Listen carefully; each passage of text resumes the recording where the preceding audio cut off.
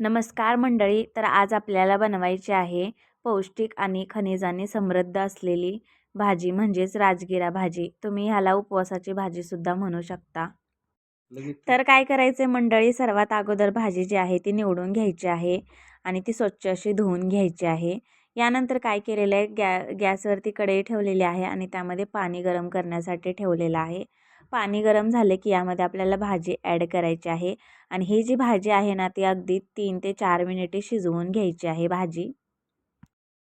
भाजी जास्त काही शिजवून घ्यायची नाही, अगदी थोडीशीच भाजी आपल्याला शिजवून घ्यायची आहे. भाजी जास्त शिजली गेली की चवीला चांगली नाही लागत, त्यामुळं थोडीशीच भाजी शिजवायची. यानंतर ही जी भाजी आहे ना ती शिजली गेली की नाही चेक करून पाहूया. आणि भाजी छान अशी शिजली गेलेली आहे.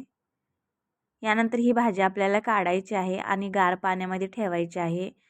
ही जी भाजी आहे ना ती पिळून घेऊया, सर्व पाणी जे आहे ते भाजीमधलं काढून घेऊया.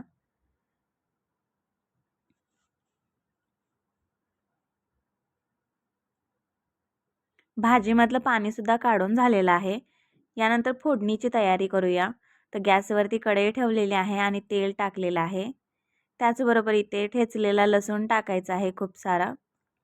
पालेभाज्यांना लसूण टाकला की खूप छान अशी चव येते पालेभाज्याची, यासाठी. तर हिरव्या मिरचीचे कापसुद्धा टाकून घेतलेले आहेत मी.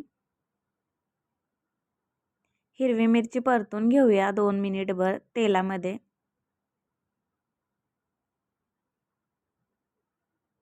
यानंतर यामध्ये भाजी ॲड करूया.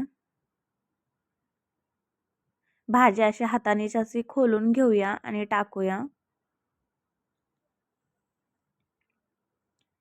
भाजी जी आहे ना ती मिक्स करून घ्यायची आहे.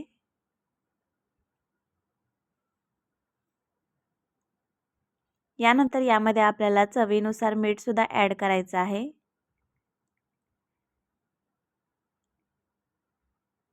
मीठ भाजीमध्ये मिक्स करून घेऊया.